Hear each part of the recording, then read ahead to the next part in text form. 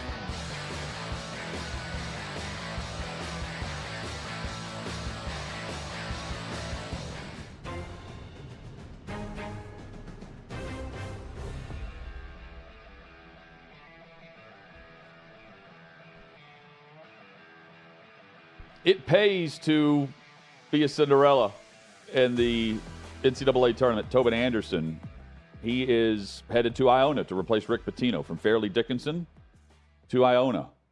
A 5-year contract, the report, first by John Rothstein. OutKick 360 rolls on. Solid job, and you knock off Purdue, the biggest upset of the tournament. And, Chad, you turn around, you replace Rick Pitino. Big shoes to fill there.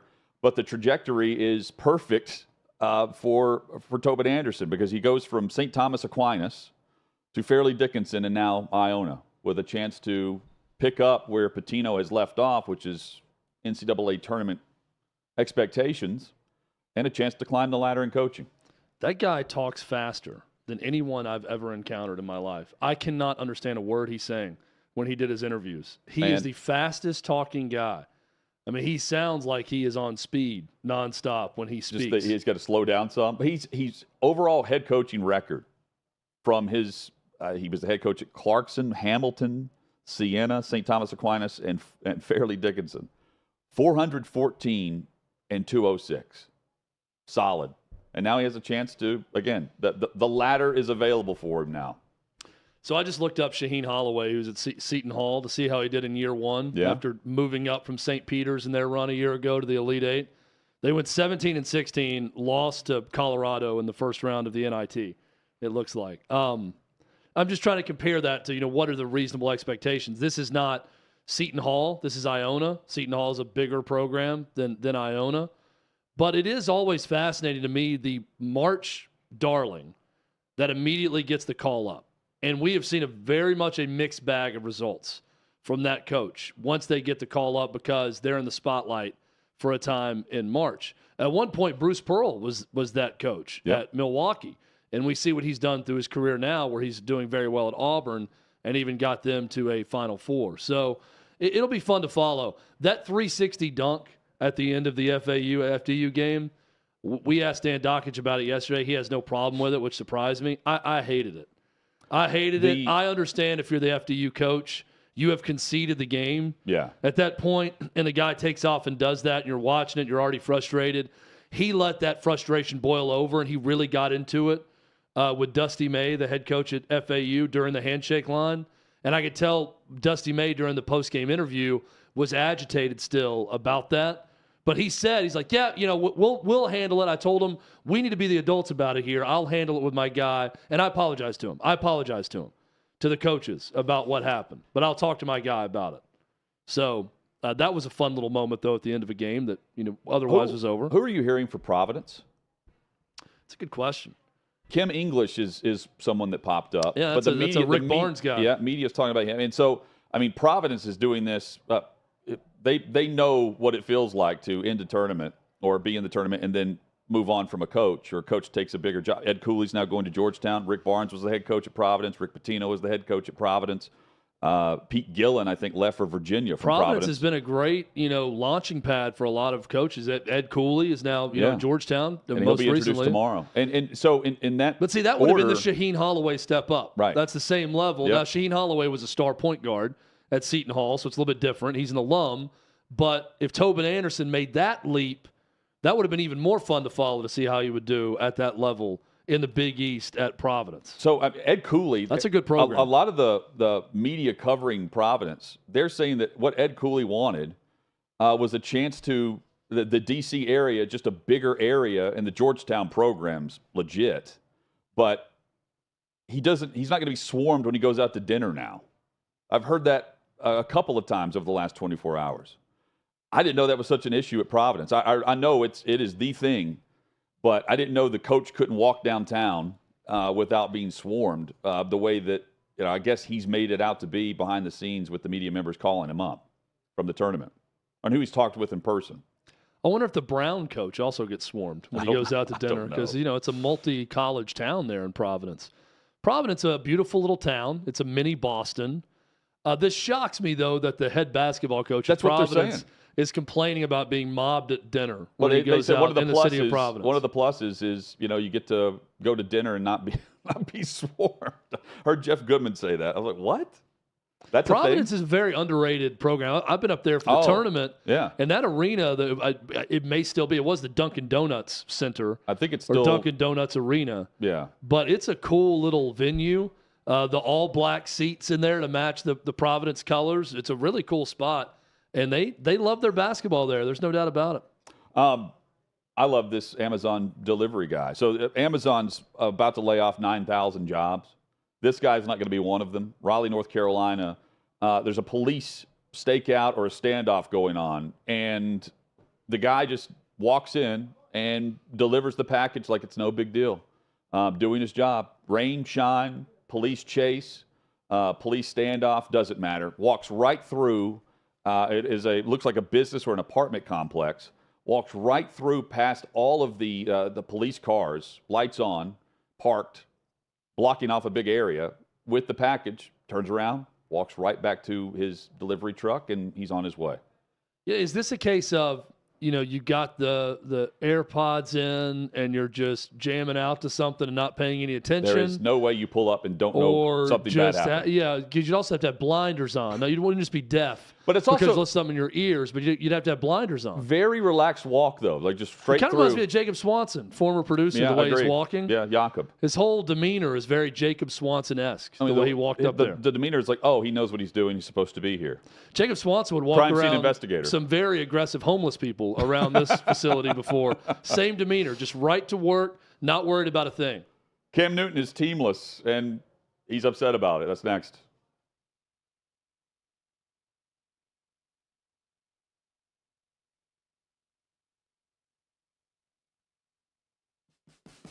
What you're experiencing is the bold taste of a Southern legend. Old Smoky Moonshine and Whiskey, authentic Tennessee mountain-style spirits. We believe in crafting flavors that were born from tradition but defy expectation. and pioneering a new experience with every sip. Because if it doesn't do this, it ain't this. Old Smoky Moonshine and Whiskey. Come on.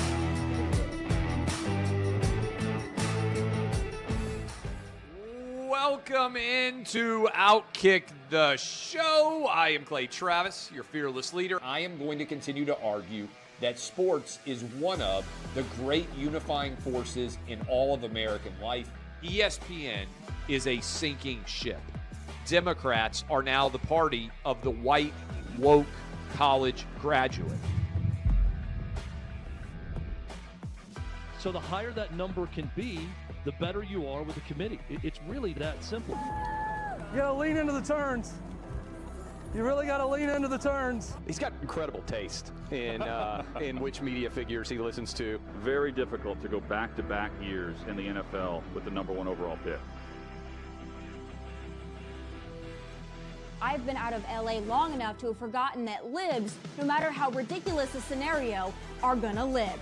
Another week of inflation, another week with Biden with COVID, and another set of losers to crown. People don't watch the WNBA on TV, in person, on a plane, on a train, on a bus, or on purpose. The scary thing, Tommy, is in the history of this government, I've never seen them give anything back that they've taken. Oh no, they never do. And they won't. Why are we going through Melania's goods? Don't make Brittany Griner out to be some type freedom fighter. Shouldn't there be a little bit of common sense? Let's roll them, big boy. What do you got? They want to find someone to be the face of domestic terrorism, and they want it to be a right-wing Trump supporter. Don't let them entrap you into doing something dumb. But they were hyper-rational. They looked at the data, and they said it makes no sense for me to submit to this COVID shot mandate. Get the shot or you can't go to your brother's wedding. Get the shot or you can't go to your daughter's graduation. Get the shot or else.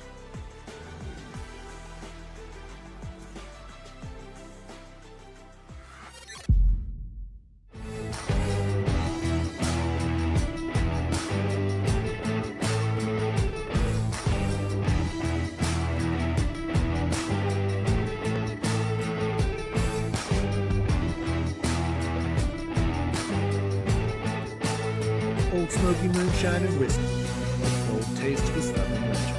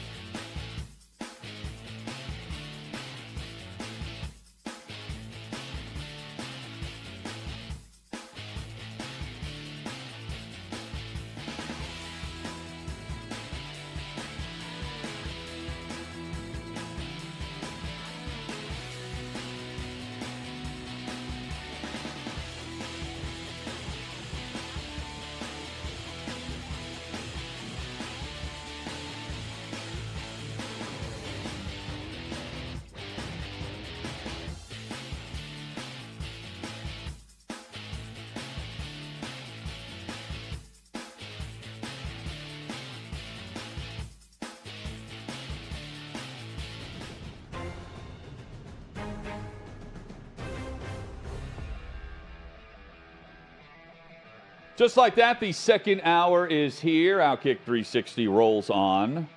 6th and Peabody, our studio location for OutKick with EHOP Beer and Old Smoky Moonshine. John McLean will join us in about 20 minutes.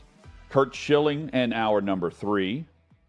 Chad, Cam Newton says there are not 32 starting quarterbacks currently in the NFL better than him. He's through today at Auburn's Pro Day. He's not the first to do that. Colin Kaepernick did that at Michigan. With Harbaugh with the invite there. I think Manziel did this too with A&M. I may be dead wrong on that, but I feel like Sounds Johnny like Manziel something Johnny did Football that. would have done. Newton's doing it just to get in front of scouts and to get back into a camp, potentially. But he's going to have to do it as a backup, regardless of who's starting right now. I think the sentiment around the league is if Cam wants to come in and be a quality backup, we're here for it. But, you know, he stirs the pot with being open and honest. If he's better than the guy in front of him, he's going to let everyone know, not just the head coach and the teammates playing within that locker room. And I think that's been the rub so far over the last couple of years. He's turning 34, I believe, by the time the season rolls around. And the last time we saw him start, it wasn't great. So you got to go into a camp and prove it, not go into a camp thinking you're getting the job. Former number 1 overall pick with the Panthers. When he had his last pro day at Auburn, or when he went through the combine, I don't even know what he did in the combine, but when you go through that process, all the scouts, all the GMs, everyone, they're trying to see a certain level of alpha-like mentality if you're going to be a top draft pick at quarterback. Confidence that you can do the job, that you are the man, and no one's going to take your job, and you're the guy that can get the job done. That's what they're looking for. They're looking for the opposite right now in Cam Newton. They're looking for something that I don't know that he fully possesses, humility. Because Cam Newton is going to have to earn a spot as a starting quarterback. And when you come out of the gates guaranteeing that there's not 32 starting quarterbacks better than you, even if you believe that, that's not the right approach for Cam Newton right now. I'm not saying he's wrong. If he's remotely healthy, he's probably right. Would I rather have a totally healthy Cam Newton over Sam Howell? Yes, right now, from what I know about both. Could be wrong on that pick also, but that's what I would take. So if Cam Newton could show a little bit of humility, put the pride aside, put the grandiosity aside, and just say, I'm here to work and to be a member of a team, and I will show that I can be a starting quarterback in this league again. If he took that approach, I think he'd find great success again. And if not great success, he would be a starter in the National Football League again. But when you start going back to old Cam and you can't shake that old Cam quality that he would have had in his MVP season, he would have had when he led the Panthers to the Super Bowl, that's all great when you are great. He hasn't been in quite some time now. And what NFL teams want to know is that he can come in and compete for a backup role that could eventually become a starting role. And he's not showing that right now. Yeah, I mean, at least with his statements. And the teams we would throw out right now are going to have rookies starting for them or Aaron Rodgers starting for them by the time the season rolls around, right? The Jets, Texans, Carolina right now has Andy Dalton starting, but that's not going to last very long either. So I mean, the options there dwindle by the time you get to camp. So, yeah, if Cam's willing to go in and compete for a backup role, great. But I don't think his mentality allows him to do that. And that was a great quality for him. I don't think it serves him well right now. And, but I think also a bit of humility, Chad, is throwing at the pro day at Auburn. So maybe this does lead him down that path because, there are others that are, Odell Beckham Jr. had the private workout, for instance, for teams. He's asking for a lot more than Cam, but Cam's saying he's better than some starters right now in the league. I agree with him right now based on what we're seeing with Zach Wilson, who's the starter in New York. He's the only quarterback there, but that's not for long. I'm not talking about just going in and saying, oh, I'm great. It's different with Odell, who's a receiver, right? Yeah. Who's one of a collection of guys. Yep. And when you're trying to be a quarterback and you're coming off the top rope before you have to go back to your old college for a pro day, to show off for scouts saying, I know there's not 32 starters better than me in the NFL. That's just not what they want to hear right now. And if I'm Cam Newton's agent, I would say, even if you don't believe it, here is the approach you should take right now. And I believe in you, Cam. I think you can become a starter again. Here is the route to becoming a starter again. And it's not making these huge statements before your second pro day at Auburn when you're trying to show off for GMs. And here's where the pro day will serve him best. It will be in October and November, December, when a quarterback goes down, the backup is banged up, and you start signing guys to your practice squad and your active roster. So you go back to what you saw from Cam today, presuming it was good, and you bring him in for a workout, and then you sign him to your active roster for that week. That is where he is right now in the stage of his career based on how long he's missed. And the last time we saw him play, it wasn't great. Hit us up with your thoughts at OutKick 360. Adam Schefter clarified and gave some color to the text exchange, or maybe one big exchange with Aaron Rodgers, where Rodgers sent him a text that said, lose my number, good try though.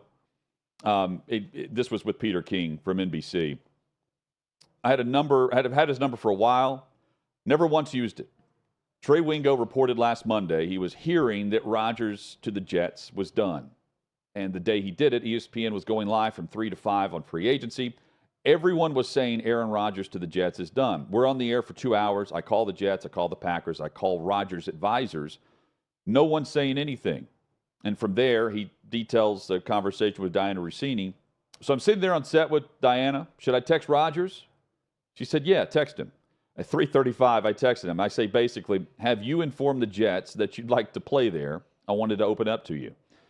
He said he didn't respond for maybe 10 minutes. So then I called the number and got sent to voicemail. And then at that point, the infamous text rolls through. Lose my number, good try, though. That's all. He's the one who says the media is getting it wrong. I wanted to go to the source and get it right. That's all. I was just trying to do my job. That from Schefter to Peter King, clarifying the timeline that led to the lose my number text that Rodgers was referencing. It's a great lesson to young reporters out there. Yeah. Be a bulldog. Because Adam Schefter sent a text. And the fact he's never used it is didn't get a response surprising. for 5 to 10 minutes and called him. And then that's what prompted Aaron. He said, I've got a text from this guy. Now he's calling me. I'm sending it to voicemail. Now I'll send this text saying lose my number. Don't be afraid of having a star NFL quarterback and future Hall of Famer text you to lose their number. This is a great lesson for all young reporters out there that Adam Schefter is teaching you right now. Do not be afraid. I love this whole thing. I love it from Aaron Rodgers.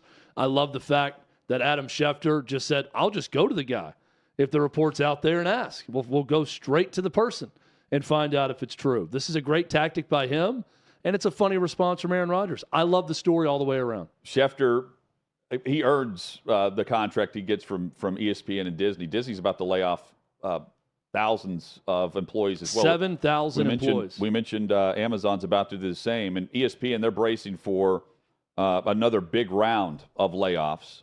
Bob Iger saying that through Disney. And it's not just, it's the strategy through the entire company. But among those untouchable, and this is from Andrew Marchand, he's Monday Night Football, untouchable, with Joe Buck and Troy Aikman, Scott Van Pelt. And that's pretty much it.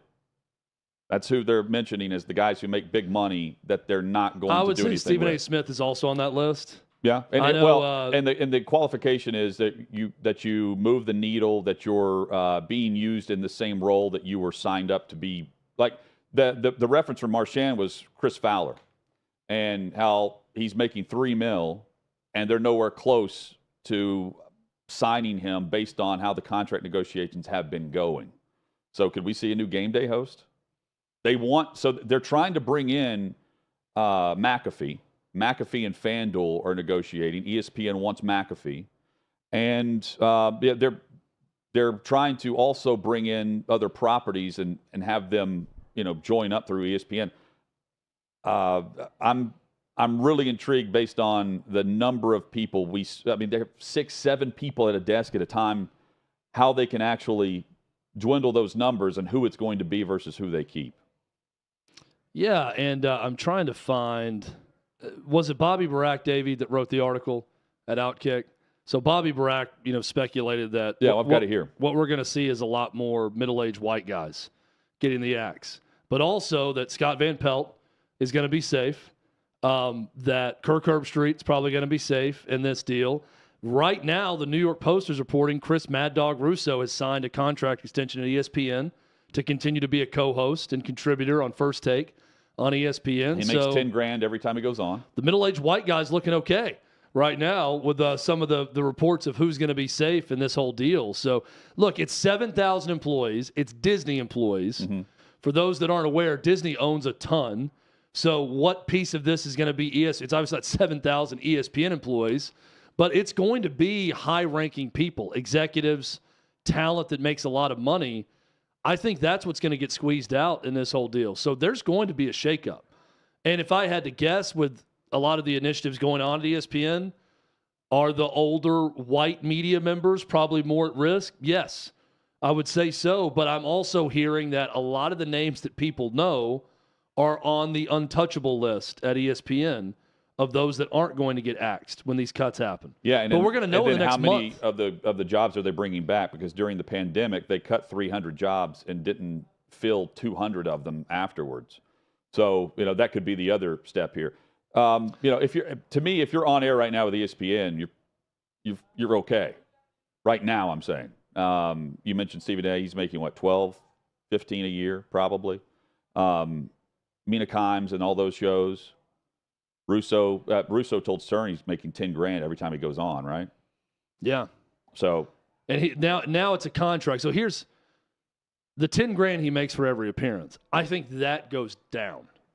I think what happens now is probably more of a standard contract where he makes a set amount and they get as much out of him as possible. And it's not sort of this, at-will employee type arrangement. If I'm going to go through and cut redundancies, if I'm ESPN and you're Bob Iger at Disney and you're charged with doing all this, I'm cutting that out and I'm giving the people we like an actual contract to where I'm probably eventually paying them less. And if you're a middle manager at ESPN right now, I'd be very nervous. I think those are the jobs, people that we don't know who they are because they're not on camera, they're not on mic. A lot of those people are going to lose their jobs also. Yeah, and ESPN is a property it is profitable. Marchand says that they make $750 million a month off of cable fees alone for what they're charging to have you on DirecTV or just access anything, period, from any cable network that's paying for the rights to distribute ESPN. But Disney's lost over $120 billion in market share recently. So the layoffs will happen. And look, I don't have any names that pop to mind, but I'm all for dwindling down the desks from the 6 or 7 and having 3 or 4, right? Because it's just a cluster at that point. If they were to add Pat McAfee and his show, that's going to cost them a lot. Well, but they brought him in as a co-host of Game Day, right? Yeah. And I think they're trying to build off of that. And I'm saying, but the next step would be add his show. Right now, it's just on its own YouTube channel. Right, and it's $120 million over 4 years with FanDuel, and he's 2.5 years into that contract with FanDuel. And I would think that FanDuel would love it, right? If they just added it to the ESPN daily lineup. Yeah, but do you keep FanDuel's not with ESPN, are they? Well, they would be under this if they brokered a deal. Not if they're under contract with DraftKings or another account if you're ESPN. Yeah, I think ESPN's probably omni-book in terms of their advertising. I don't feel like it's just one that's on ESPN all the time. They would take money from anyone. So I'm saying that it would be complex, but that's a lot of money moving over. If Pat McAfee's show suddenly moved to ESPN. That's the most intriguing part of this to me is, do they move that over in his day part and put it on ESPN, big ESPN every day during the middle of the day? And then do they also keep their rights to their YouTube channel, which is profitable? Do they broker a deal with FanDuel? There's just a lot of moving parts to how that would work if his show moved over, as well as him having a good relationship with ESPN, being on Game Day right now as is. And Chad, you made a point a few weeks ago now with the focus on the properties that ESPN and Disney are going to be paying for. NFL, 1-point-something billion is what they're paying in the new deal with the NFL moving forward. A little over 2 probably as the years progress, as things kick in for the Monday Night Football package. And the SEC's coming on board in 2025. The Pac-12, they're looking for a network, but reports are they're nowhere close to a deal with ESPN with the Pac-12 for the new rights agreement. And this would be case in point of what we're seeing with the layoffs coming too. They're not going to invest in something that doesn't produce the ratings like the NFL and the SEC will for the 4-letter network. It's a disaster for the Pac-12. It's a disaster, and now the Utah AD is saying there's solidarity in those 4 corner states with Arizona, Arizona State, Utah, Colorado, in staying in the Pac-12, and I'm just thinking, why? Because they're responding to rumors that they were talking with the Big 12, right? Again, why wouldn't you be talking with the Big 12? Right.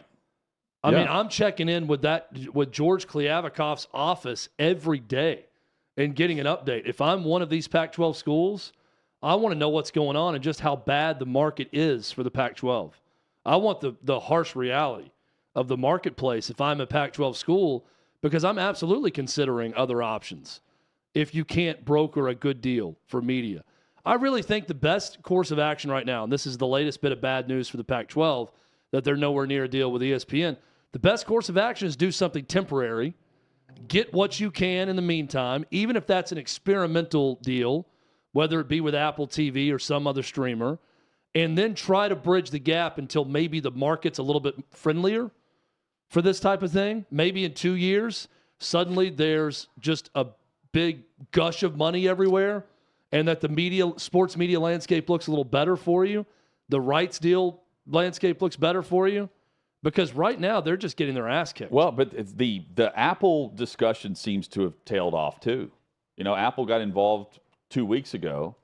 There was an offer on the table from ESPN with the Pac-12 that was identical to what the Big 12 received. It's not there anymore. And now what do you do if Apple's not there? All we know of is Ion that's made the offer to carry their games.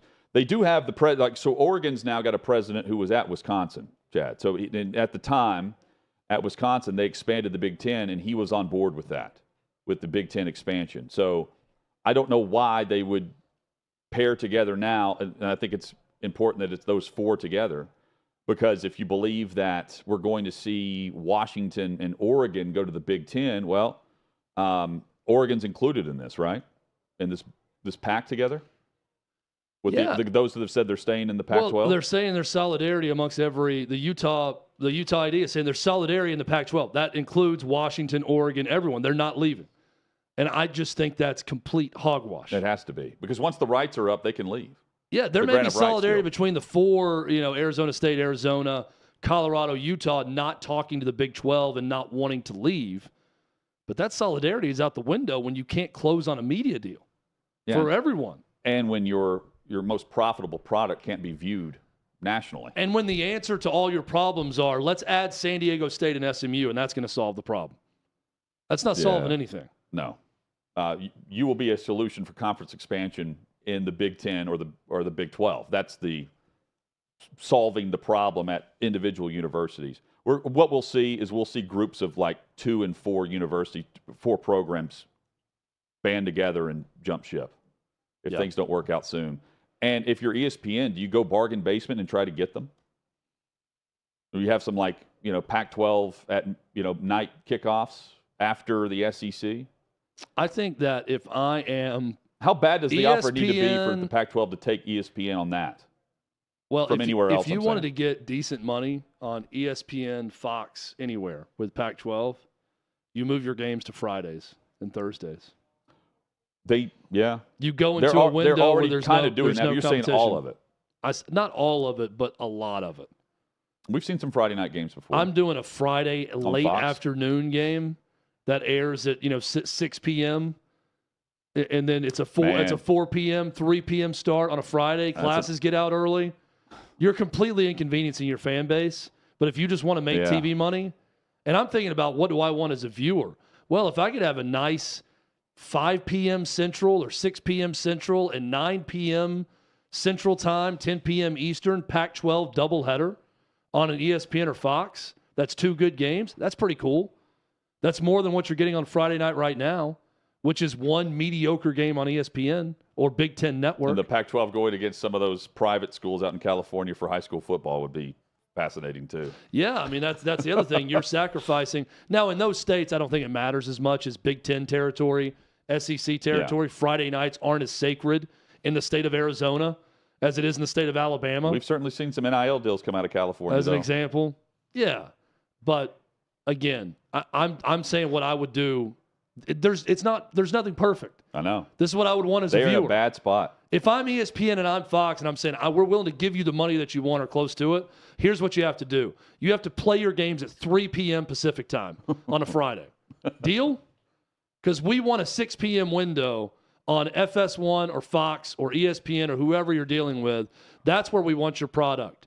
So get your alumni association together and make sure they can make it to Berkeley, California at 3 p.m. for that Friday afternoon kickoff.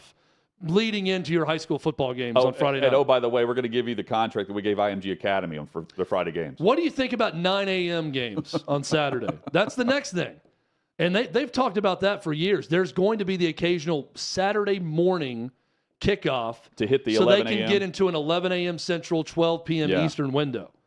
And that's going to help them with a media deal. And that's the highest rated window for Fox on Big Noon Kickoff. John McLean joins us coming up. We will discuss the report from Florio about Lamar Jackson and negotiating with other teams, as well as the movement across free agency and preparing for the draft. How many teams who have brought in a quarterback this offseason are about to draft a quarterback early in the first round? Movers in the first round. That's next on OutKick 360.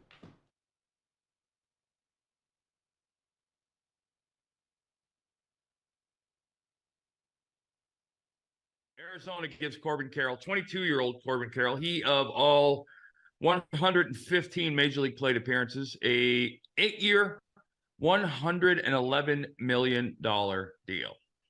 All guaranteed. Club has, I think, a 9th-year option for $23 million or something like that. But and Bill, we were talking earlier. This is the fusion, or this is where old school baseball and sabermetrics meet, and I think they butt heads. Because in my mind, this is sabermetrician saying, okay, all of his other numbers, all of his underlying numbers from college and the minor leagues tell us that he's going to be this $100 million player, so we're going to save some money and sign him. Whereas the old school guys would be like, hey, you know what? Give me a year or two of production, and then we'll take care of you. I just think that there's obviously as a player, who wouldn't love it? But as a team, no chance. No chance, given the physical nature of the game, given the challenge of the schedule, and the human factor. I mean, how is he going to handle a slump in the big leagues? How's he going to handle the 14-day East Coast road trips? I mean, there's just so many things. I believe this is one of those guys that almost, I feel like Chipper Jones or Alex Rodriguez, when you see him, he's a can't miss. And I believe he is, but I don't believe to the tune of $111 million.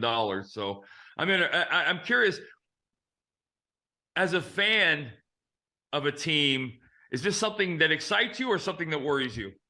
It worries me a great deal because, as you're saying, and it doesn't matter to me what the GM was thinking, but basically he's saying, I know this kid's going to be great.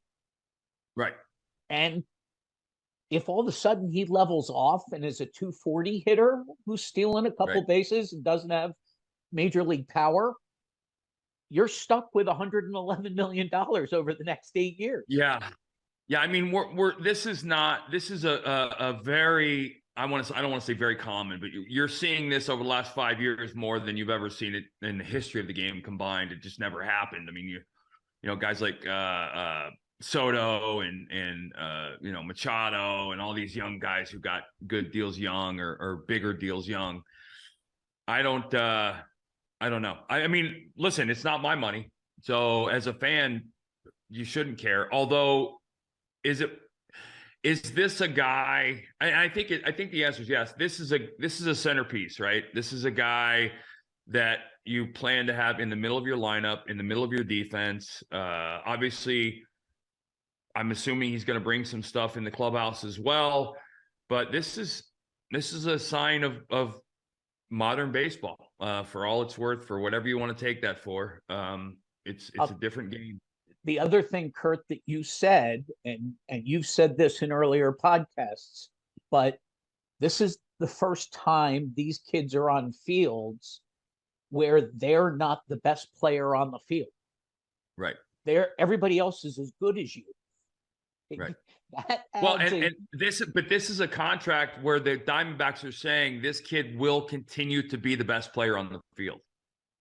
Right. And I guess if you're looking for the 5-tool guy, this is it, right? I mean, you're talking about a 25 homer, 300 hitting, 400 on base percentage, 50 steal, Gold Glove caliber, And if that's the player, which, God bless him if he is, if that's the player, then it turns out to be a great deal.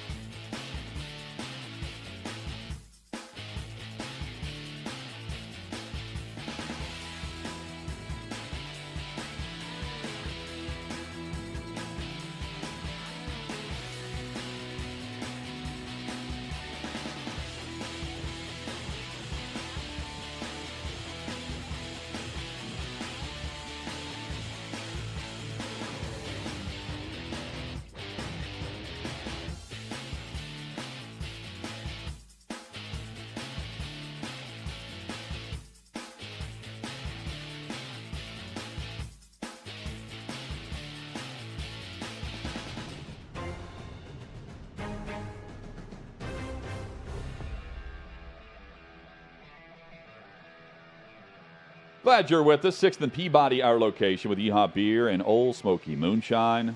Hutton and Withrow. About to be joined by John McLean. We were reading through the press conference of Rick Pitino at St. John's being introduced at Madison Square Garden. And Ed Cooley will be introduced at Georgetown tomorrow. And we'll give details on Pitino, who's just putting expectations really high and saying that the current roster at St. John's won't be able to meet those expectations that he has for his program now.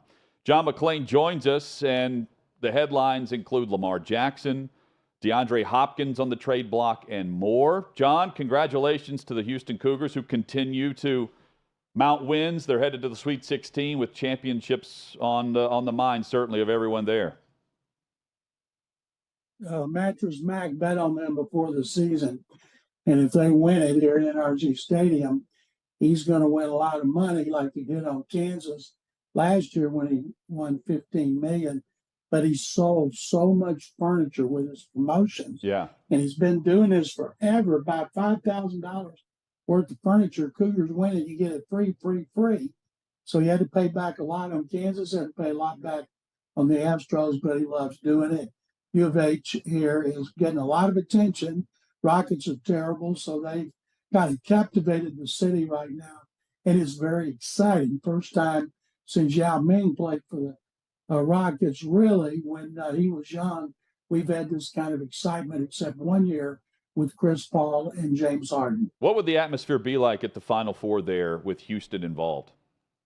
I just wish Houston and Texas could play in the championship game. You'd have over 74,000 people in red and burnt orange, and I hate burnt orange. And I think they could play Sunday if both win. But if U of H made the final, everybody loves Kelvin Sampson here. He's done it the hard way. He started at the bottom, worked his way up with the Cougars, and people are fired up about it. It would kind of be the disappointment for Phi Slama Jama, the greatest team in history to never win a championship with Keem Olajuwon and Clyde Drexler. It would kind of be a lot of University of Houston fans who were born then would certainly feel relieved that they finally won a national championship. They're just sorry it wasn't for the late Guy V. Lewis, who put this program on the map.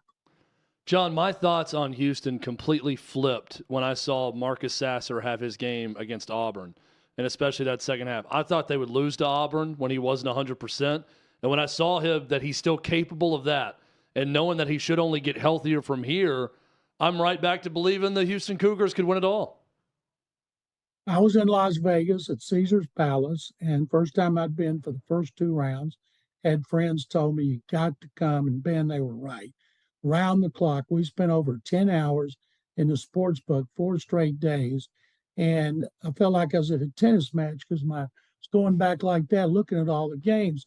And I took University of Houston 18.5 in the first one, and I lost. And I was afraid to bet on the second one because of Sasser's injury, and their point guard Jamal Shedd had an injury too. But halftime, Auburn's up 10. I thought, well, that dream's dead. And then it was a different University of Houston team. I was hoping they'd play Indiana because Kelvin Sampson coached there, and their head coach, Mike Woodson, played for the Rockets, so it would have been strong local angles, but Indiana, of course, was upset. John, talks are ramping up for DeAndre Hopkins and the trade with the Cardinals. You certainly know about the trades with the Cardinals as we watch Bill O'Brien trade Hopkins for really nothing in return. The Cardinals are trying to get a second-round pick and other picks. What do you think the value is for Hopkins right now for a team that's looking for a veteran wide receiver? People got to be really worried. He's going to be playing this season at 31. He never missed but one game with the Texans. In his first year with the Cardinals, he didn't miss a game. But the last two, he's missed a lot because of injuries and because of his suspension last year. So whatever they get, I'm guessing it'll be a conditional pick. I don't see a team giving a 2 straight out for him. I could see a 3. That could be a 2 based on how much he's able to play. You know, Hopkins, the reason the Texans got him 27th in the first round is he's not fast, but he's a great possession receiver. As you guys know, very reliable, great hands, always works hard on game days, never practices. He hadn't practiced in years. I remember when he got to Arizona, the first game, people are freaking out because he didn't practice. And I remember tweeting, RELAX.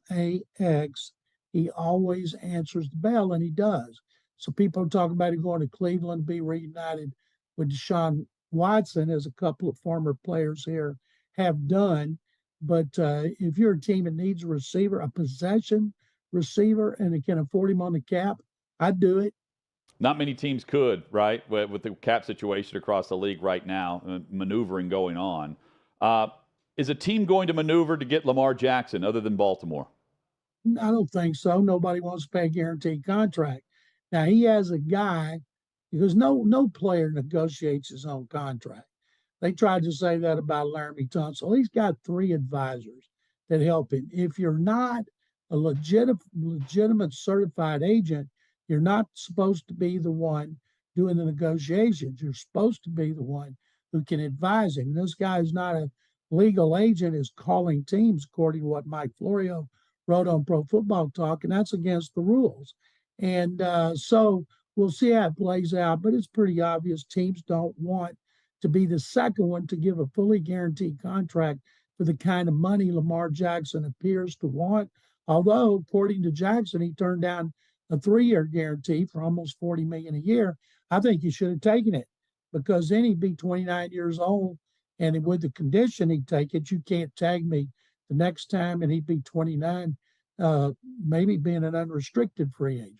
John, you were just in Vegas. What do you make of Vegas putting the Tennessee Titans as the second best odds to land Lamar Jackson behind the Baltimore Ravens? And this all coming on the heels of the report that Rand Carthon and the Titans asked Kevin Byard to take a pay cut, and he said basically, no, you can cut me if you want to cut my pay. I'm playing well. I'm not going to do it. No, I don't blame Byard. I tell you what, if he's not with the Titans, there'll be a lot of teams like the Texans breathe a huge sigh of relief, as they did when A.J. Brown was traded, because he's caused them all kind of problems, as Brown did.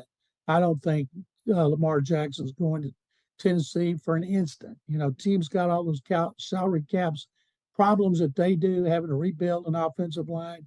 I just don't see it, especially with the situation in the line. You bring in a new quarterback, he's probably going to take a beating, just like Derrick Henry, who's been taking beatings, but it could be worse. So I do not see that. When I saw that up there, I couldn't believe it, because I never thought for an instant the Titans would go after Lamar Jackson. John, the fully guaranteed money went to Watson, as we know, and based on cap hit and the restructuring that's going to have to take place a lot throughout that contract's lifetime.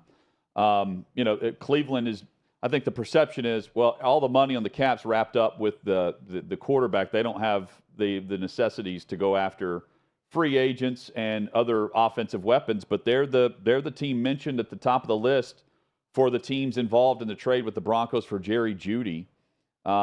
I guess Jeudy would be a short-term solution based on his contract situation. What I don't understand is when you have a new coach at the Broncos, and he is an offensive coach, and he is supposed to come in there and help Russell Wilson rebound Why would Sean Payton want to get rid of a receiver? He should have a sign that says buyer beware. If Sean Payton wants to trade him, there's something up, because you take away Russell Wilson's receivers, that's not going to help him. And they got cap issues too. They're not going to be able to go out. This is not a great receivers draft in the first round.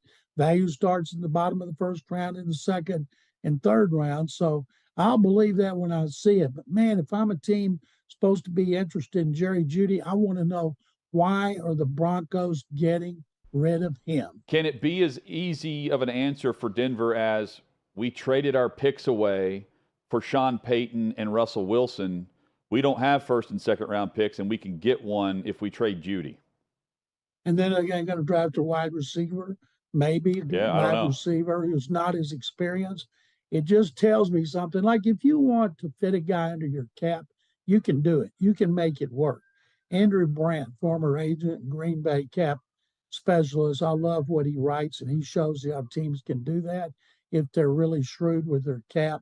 Of course, you keep paying a piper, and you're going to have to answer somewhere down the road, like the Rams did this past season. But Jerry Jeudy, I know he was great at Alabama, #1 pick, but I'd be scared of anybody he's trying to get rid of, because if he was interested in draft picks, he'd find somebody else and not a receiver who could help Russell Wilson. John, Brandon Cooks has mentioned he wanted to be traded for a while. He finally gets traded to Dallas. How did the deal come about, and why didn't it work for Cooks in Houston, where he's been traded for high picks twice before, and he's traded again now to the Cowboys? Yeah, this is the fourth time he's been traded, and there were legitimate reasons every time. When he was in New Orleans, they wanted a rookie in the draft, first-round pick, Ryan Ramczyk, playing right tackle. They took that pick and got him, and he's been really good. 1 year in New England, he played great. They didn't want to pay him big money because of the caps. They traded him to the Rams. 1 big year, then he had 2 concussions, and they thought maybe the concussions were going to be something that would end his career. Bill O'Brien gave up a second-round pick at the urging of Jack Easterby, who had been with the Patriots when Cooks was there, and they had bonded. So they made that deal. He had 2,000-yard seasons, and then this year, Easterby gets fired. They were really close. And then they were on the verge of trading to the Cowboys. There was a report they turned down a second, which was erroneous as hell, because no way Nick Caserio has stupid written on his forehead. So Cooks quit on him. He didn't go to practice. They pulled him out of a game, took his captaincy away. Then they put him back in the lineup, and he can still play, but he wanted to go to the Cowboys. So Nick Caserio granted his wish for 5 this year, 6 next year. Gives the Texans 12 picks this year and 11 next year. And I'm happy for Cooks. He didn't fit in the plans. He was going to be traded.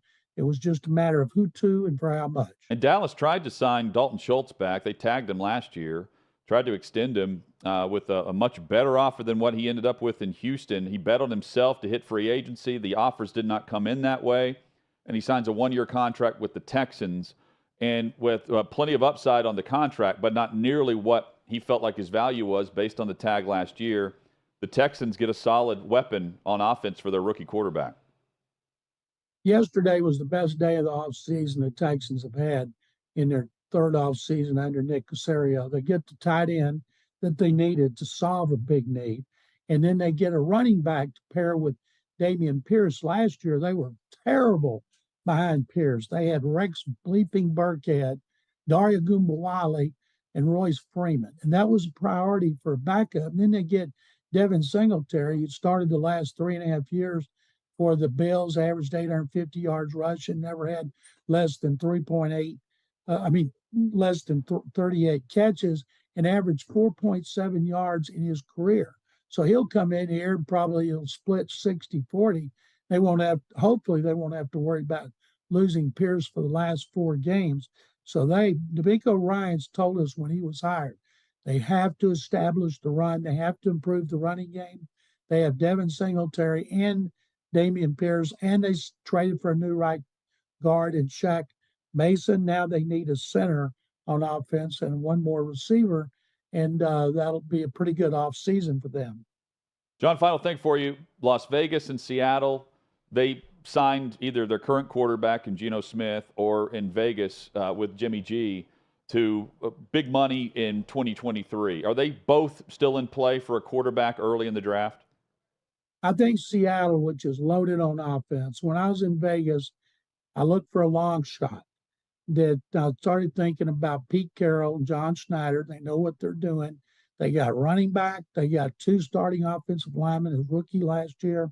They have depth and talent at receiver, tight end, but they're going to work on their defense. In my mock draft, I'm about to do my second one. I have Jalen Carter going there because they've proved they'll take anybody, and doesn't matter about character issues. And I don't think they'll take a quarterback. I think they're going to build that defense and hope they can bounce back and have a shot at winning that division. John, thank you as always. Love these chats. Good luck to the Cougars and all the bets that you placed last week in Vegas. Jonathan and Chad, thank you guys very much. I'll talk to you next week from the NFL owners meetings in Phoenix. That'll be great. You're the man, John. Thank you. GallerySports.com with John McLean, great friend of the show. He's been with us for years. Great insights, covered the league for nearly 5 decades, and a Pro Football Hall of Fame selector along with Armando. Yes, he has. Yes, he has. We did not see a new record in college hoops. The all-time scoring record remains with Pistol Pete and not Antoine Davis. Details next on Davis's thoughts on not playing in the CBI. This is OutKick 360.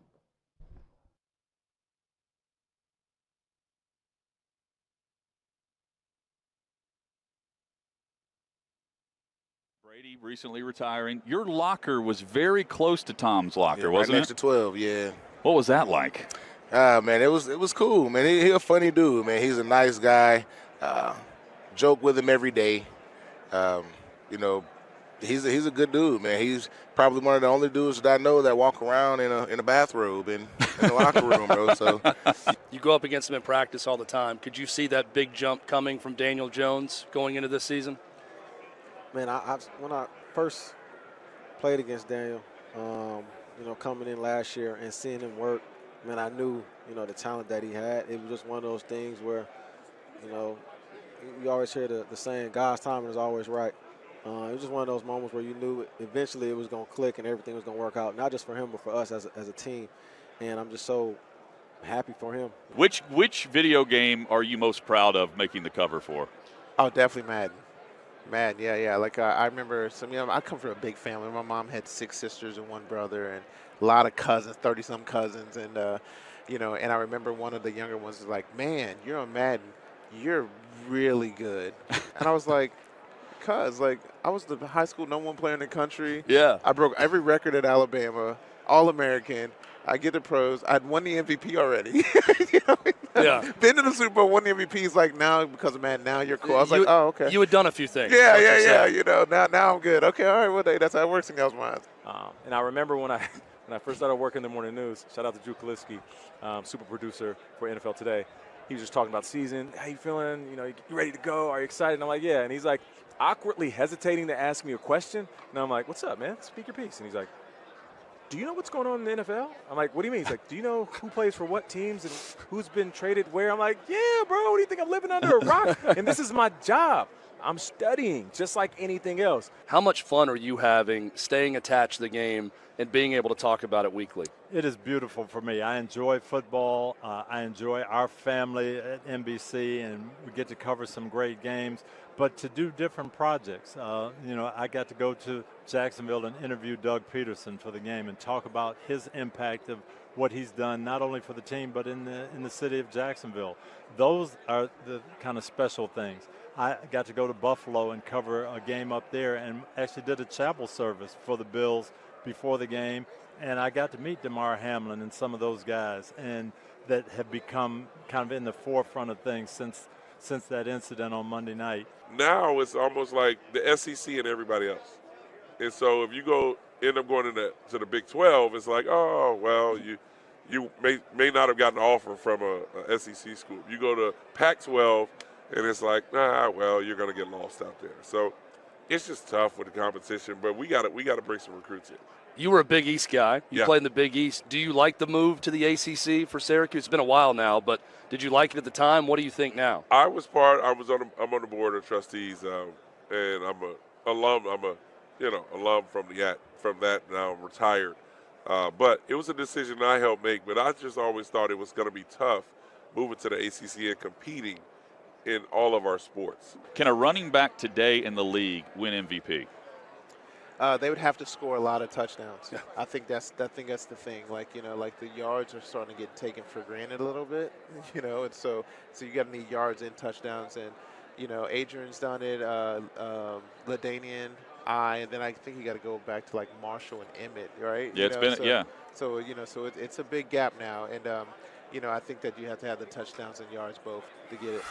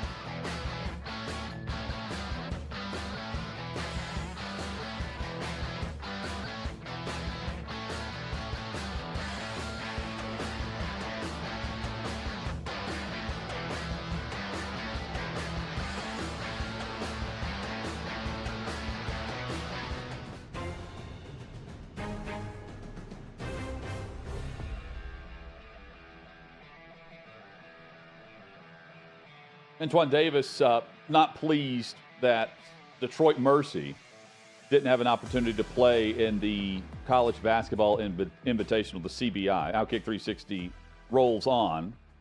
Got Curt Schilling coming up in about 30 minutes.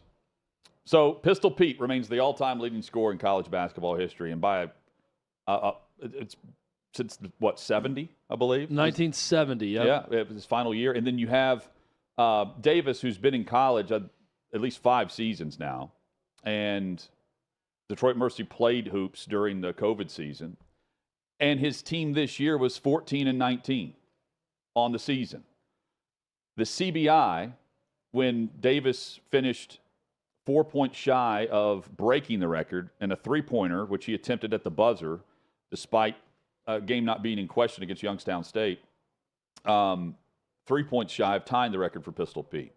The CBI tweeted a photo or an image of both Davis and Pistol Pete shortly after that loss in the tournament for Detroit Mercy at 14-19. And then they received calls. I was going to say inundated. I don't know how many calls. They received calls saying, don't let them into the postseason tournament because Pistol Pete's record needs to stay where it is based on how things ended in Mercy's tournament, in their conference tournament. Jason Maravich, a family member, the son, also said he wasn't happy that his father's record had a chance to be broken in the CBI. So they confirmed that they did receive calls, and Davis is upset about the people saying, hey, don't let him into the tournament. I feel like I got cheated out or something that they can't ever give back to me. I think it's selfish and weird that people emailed or called the CBI to say we shouldn't be in the tournament because they didn't want me to break the record. But there's nothing to hold my head down about. I still feel like I'm the best scorer in my generation, especially finishing number 2 behind him. That's from Davis to the Associated Press. The CBI actually did give them an opportunity to be in the 16-team tournament if they paid $27,000, which the school didn't do. They decided not to bring on the Titans with the extend them an offer of a chance to just jump in the tournament based on the record alone. Some teams get the invite, other teams pay, and I went to a school that paid. It's not worth it. Absolutely not worth it for the gate you're going to get in return. Wouldn't it be wise, if we're talking NIL, isn't this a great NIL opportunity for a company to say $27,000 will pay your entry fee, and now Davis is going to be a part of repping our company? Yeah. College basketball's all-time leading scorer. Now, I think will it'd be great on our payroll if they hosted the game too. If you're paying, that's part of it as to why you would pay in. Again, well, I'm saying they pay on behalf of the university, but that's the NIL payment to Davis. We're going to do this for you, and now you're going to do some things for us in repping our brand or our company, whatever it is. That was one of the first things I thought, this is a great opportunity for someone they're passing up. And here's the other thing I have to say to Davis on this. I just got a call from the ghost of Pete Maravich, and he thinks he's being robbed because there was no three-pointer when he played, and he would have dominated the scoring title even more if that was the case. I am all for this kid saying, I know I'm the most dominant scorer of my era, and this is a long-time record that held up for years, and I was right there, and if we played in the CBI, I'd have been there. But don't tell me that you've been robbed of the record or anything like that, because Pete Maravich didn't have the same opportunities he had to score points. He is one of the all-time great scorers in college basketball history. No Davis, doubt. He broke the record for most threes made in a career and the most consecutive games scoring in double figures. I mean, a great career. And my point is, Pistol Pete didn't even have a three-point line. And he was shooting shots from deep. And he did. And he would have shattered this even more games, if he did. Something like that. Played 83 games for his career. So, look, Antoine Davis is one of the greatest scorers of this era, and he deserves respect for that. I'm not trying to knock him. But don't tell me that you've been robbed of the record or a chance to break the record when you're competing against a guy where the three-point line didn't even exist. And in a season didn't exist until 1985, and that was 15 years after Pistol Pete broke this record. And a season where Davis made 159 threes this year. He was 4 shy of the single-season record set by Steph Curry in that. Rick Pitino news coming up. I want to give time to this with the quotes that he gave at Madison Square Garden. College hoops-wise, Chad, we're going to be ranking our 16 teams. We're going to reseed. Reshuffle. I know that you and I are going to be very similar with the top 2. I'm fascinated to see where we are on how we would bet the middle of a group that I think is closer to the top than in years past from the Sweet 16 perspective. I had a very hard time going teams 5 through 12. Yeah. And I feel like I could have ordered them completely in reverse, and it would have looked okay. If I put 12 at 5 and just flipped it, it wouldn't have looked that off. That's how close all these teams were. St. John's is going to be back as a national staple for college hoops. They've been there. Pitino says he's bringing them back, but he's not going to bring back all of the roster. He's going to turn over quite a bit of it, and he's going to do it in style as Pitino is known to do. We'll dive into that. Plus, Ja Morant and the fact he's about to play again after the suspension, which, I mean, the 8-game suspension, that happened fast, retroactively. Well, how does the NBA have this many games left? I look at the schedule when the playoffs start. Never ends. And I'm thinking, there's that many games left in the season. They really cram that schedule down right here at the end of the season. I guess it's to get all those games out for all the load management going on leading up for the playoffs. You got to have enough games in the schedule, or you just sit everyone out for the last 2 weeks. Legitimately, I saw a tweet about how it was breaking news that Anthony Davis was going to play a back-to-back games instead of load management keeping him out of one of those games. Awful. What would Willis Reed think about this? That's another story we'll get into in the next hour. That's right. Headlines when we return. We lead with Rick Pitino, Ja Morant's return, and we take into account the late, great Willis Reed, who passed away. That's all straight ahead, plus Curt Schilling on OutKick 360.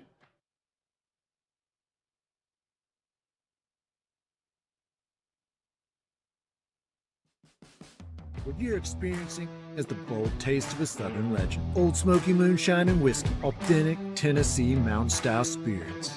We believe in crafting flavors that were born from tradition but defy expectation, and pioneering a new experience with every sip. Because if it doesn't do this, it ain't this. Old Smoky Moonshine and Whiskey. Come on.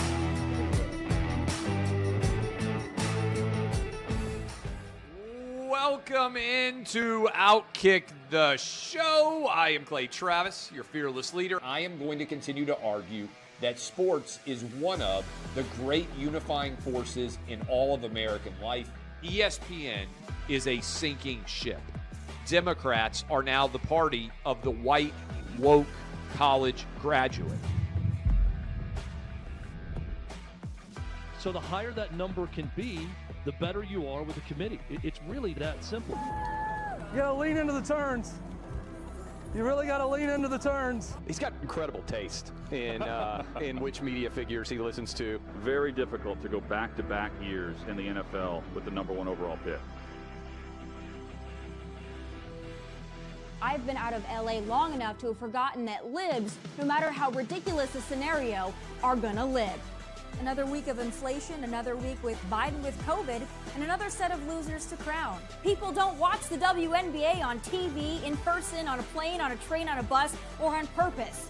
The scary thing, Tommy, is in the history of this government, I've never seen them give anything back that they've taken. Oh no, they never do. And they won't. Why are we going through Melania's goods? Don't make Brittany Griner out to be some type freedom fighter. Shouldn't there be a little bit of common sense? Let's roll them, big boy. What do you got? They want to find someone to be the face of domestic terrorism, and they want it to be a right-wing Trump supporter. Don't let them entrap you into doing something dumb. But they were hyper-rational. They looked at the data, and they said it makes no sense for me to submit to this COVID shot mandate. Get the shot or you can't go to your brother's wedding. Get the shot or you can't go to your daughter's graduation. Get the shot or else.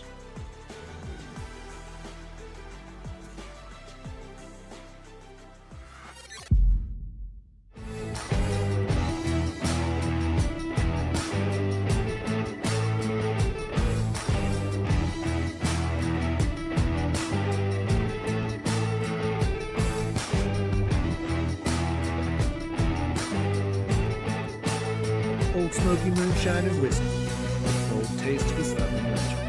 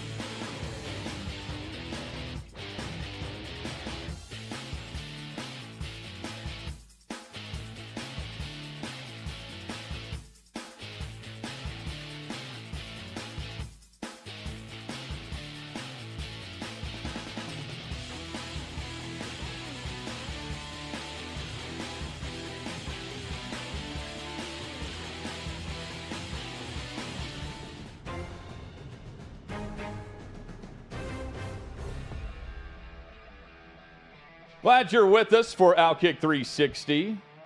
Final hour is here. Curt Schilling will join us in 20 minutes. We'll dive into the World Baseball Classic. Ohtani possibly pitching in the final. There's some discussion about that and much more. Preview the upcoming Major League Baseball season. You can check out the Curt Schilling Baseball Show at OutKick.com. I would also recommend going and reading and watching some of the comments from the presser today as St. John's introduced Rick Pitino as their next head coach. And as expected, as he stands at Madison Square Garden, Pitino did not hold back on accepting the expectations that come with the program and how they haven't met expectations recently, but soon they will be back. And Chad, it was as an alpha as a press conference as you might expect from Pitino. And he's celebrating in great style where he's drinking champagne prior to the presser.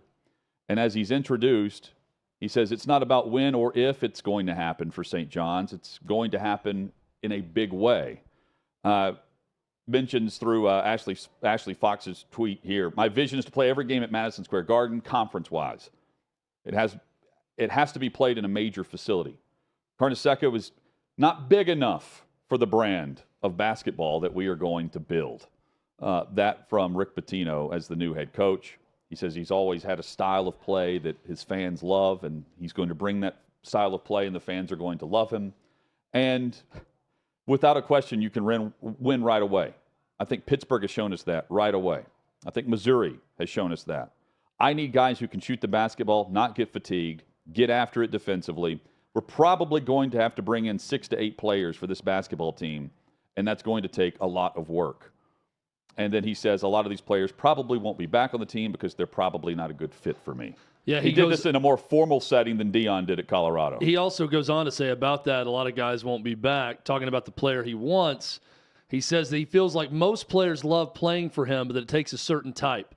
He's got to be total, over the top, in love with the game of basketball. And if you're not, it's going to be a bad fit with me. It doesn't work. So there will be a lot of players who I hope will move on to greener pastures. Talking about the team that he's inheriting.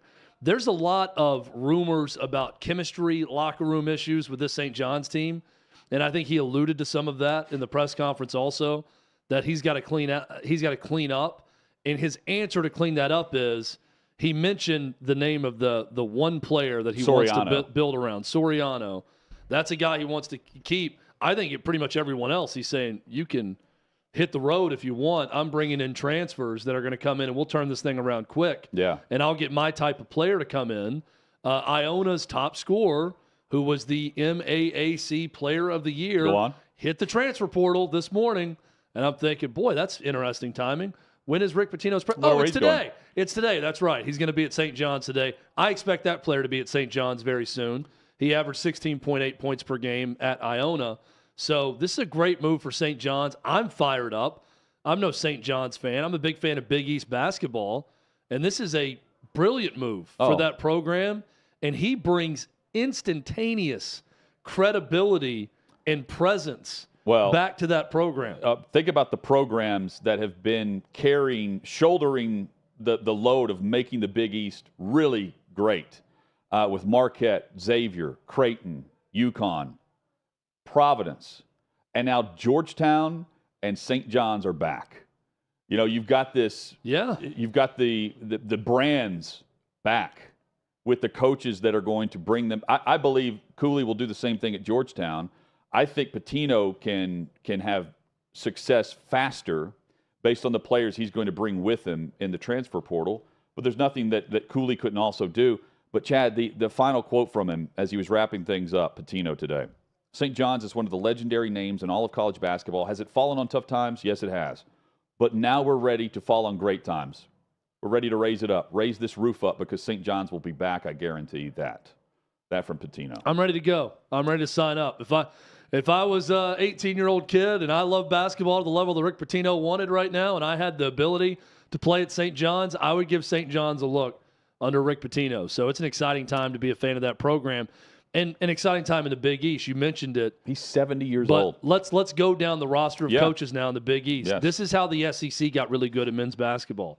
They started bringing in legit coaches to the conference. Sean Miller at Xavier, Shaka Smart at Marquette, Dan Hurley at UConn, Greg McDermott and his longtime success at Creighton. Now you got Rick Pitino at St. John's. You know, you go up the road to Providence with Ed Cooley. It's a legit conference again. Not that it ever wasn't, but it's more so now with some of the success we're seeing from these teams. And Providence is open for a good quality coach up and coming, or a veteran coach that's looking to jump back into the thick of it.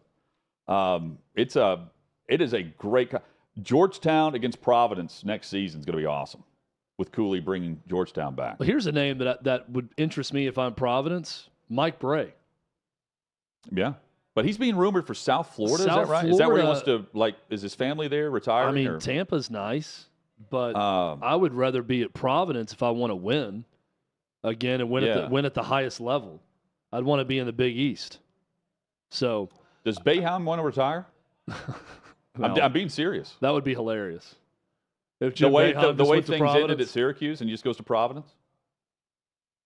We've seen crazier things happen, but I mean, Jim Boeheim. I'm just thinking about the way it was handled. Has been there since 1976. He was the head coach in 76. He was a player there before that. I mean, he's been at that university since like 1972 as a player or coach. What? Yeah, like 47 years or something? Yeah, I'm just saying, it was weird how things ended for a legendary coach at Syracuse. It was, but I don't think Jim Boeheim's coaching anywhere but Syracuse. It's weird because he wanted to keep coaching and they didn't want him to keep coaching. Yeah. And they had to shove him out. Yeah, after a disappointing season. But Providence, though, is going to be interesting to follow because that is a good program that's got good interest in a good basketball area and basketball city that if you want to match the ante of some of your conference foes now, you need to think big.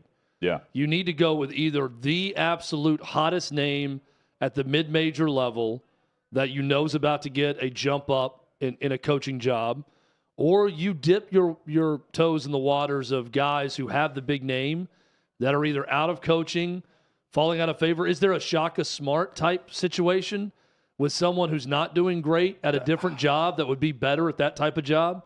I mean, Shaka Smart wasn't fired at Texas. He left to go to Marquette, but it was probably a year before he might have been fired.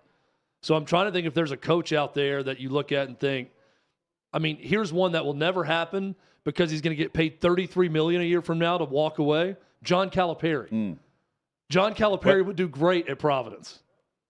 Who's the underperforming SEC program right now that hasn't just recently hired a coach?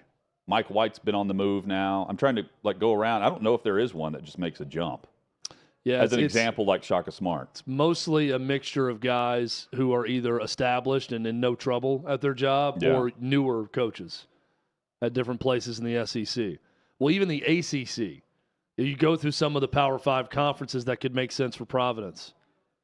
We'll put a list together. Yeah, Davey Hudson's working on it right now. He's going to have us his Providence top 5. It's the hot board for Providence. It's coming very soon. John Morant volunteered to not be in the starting 5 for the Grizzlies whenever he returns.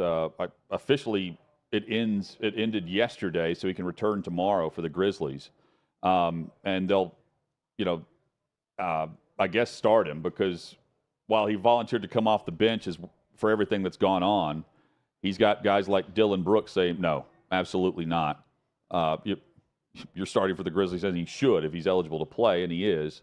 Chad, this is all eyes on John Morant right now. The NBA stepped in. He met with the commissioner. We've seen different issues along the way this season, and now it's on him to have a chance to get it right because we're on a string of incidents and discussion topics that had nothing to do with the talent that he had on the court. It had everything to do with either what he was doing or the crew he was running with throughout all this. And I hope he makes the right call here because he's in we had Brandon Wright in last week. We asked him, minimum, he's top 10 player in the league. Top 5, I think you could put him in there. And what he's done on the court for Memphis versus what we're seeing happen to him off the court. I'm glad the NBA did something. I'm glad the Grizzlies handled this the right way because now that's not the story. He's not pissed off at the organization. He's looking at himself in the mirror. At least that's what I presume. And now he has a chance to come back and get it right and lead the Grizzlies to the postseason. By the way, name to watch at Providence, Bobby Hurley at Arizona State. That's one that may be on his way out that could go back to closer to the area where he's from to watch. And Kim English was mentioned too. Yeah. But I was thinking of the big name coach. Yes. So he could compete against his brother at UConn. That's it. And Bobby Hurley at Providence would make a lot of sense looking at some of their candidates. I think John Morant's going to be fine this season. I think now that he has been frightened enough with the possibility of having to, he had to meet with Adam Silver He had to look that the ghost of Christmas future in the face and see that basketball may not be available to me if I continue down this path. I think that scared him enough to where it's kind of like the old Scared Straight videos back in middle school. He's been scared straight enough where he's going to be fine and well-behaved for the remainder of this season and however long their playoff run goes. Problem with John Morant's going to be when basketball ends this season and when he starts having pickup games at his house and when he starts getting calls from the finish line because his mom's into it with a worker there. And then he gets into fights with security guards. And then he's got more time to himself and he's hanging around the same crew that he is right now. I think that's where problems could present themselves. I hope that's not the case. I hope that he's better now. I hope he makes better decisions. But I do think that he cares about and loves basketball enough that it's not going to be an issue for the remainder of this season. But I think once that season ends, that's where it could become a problem again. Not an issue for him. What about his dad and everyone else that's around? I think that he can keep them at arm's length enough, again, while basketball is happening. He'll have enough built-in schedule excuses to not be around them as much to get through this stretch run of the regular season and playoffs. I think the offseason is going to be where problems will arise. Yeah, and post-game shouldn't be an issue either. The Grizzlies changed their protocol to where they're not going to stay over and then fly the next day if they're in a city that an NBA player would want to hit, right? I think the ones are obvious. There are a handful where, we were talking with Brandon last week, you don't stay over in Salt Lake. There are a few others where you're not you want to go to your next destination or get back home. And there are trips where if you're going to L.A. or if you're in Miami or New York or wherever, if the team wants to stay over a night, they do post-game. Memphis has decided they're changing that protocol to help out all that's been going on here. And that's the right call with this. Did you see Kyrie and Dillon Brooks, by the way, he's turned into the most hated player in the league per the players. It's tough to be hated by players. Him and Draymond Green should like each other more because they're both so hated. Yeah, but everyone else hates both of them. But I think Draymond is respected because of the titles, and he's been doing this, right? And he's not afraid to go at it with look at the quote from Klay Thompson, who's talking trash now. The idea that Dillon Brooks all of a sudden became the most hated player, Thompson's confirming it. Quote, "I don't care about Dillon Brooks. When he retires, I don't think anyone will ever talk about Dillon Brooks ever again." That from Klay Thompson. Kyrie and Dillon Brooks, post-game, Brooks came up and wanted to swap jerseys with him. So Kyrie gave him his jersey but did not accept Brooks's jersey. And was asked about it post-game. He's like, "Yeah, I'm not swapping jerseys. He didn't want Brooks's jersey whatsoever." He goes, "Maybe next time." No. Yeah, we know the answer there. He was dismissive about it. He said, "It's no ill will." He's like, "I'll get it next time I see him, and we're going to autograph it." I love this though. We need more of this. Well, we don't need Kyrie Irving giving his jersey either. I want the whole jersey swap thing to go away. Keep your jersey on, shake hands, go to your locker room. If you want to exchange a jersey in the offseason because you're a big fan of someone, well, do it. Or there's mutual respect. Yeah, we're seeing this in the NFL. I hate the jersey swap in the NFL. So stupid. When the way it was done, it happened in the tunnel post-game where you sent your equipment guy down the hallway and the other equipment guy would meet up and swap, and you'd have the signed jersey. Now they do it at the 50 after a big loss or a big win, and, everything's great.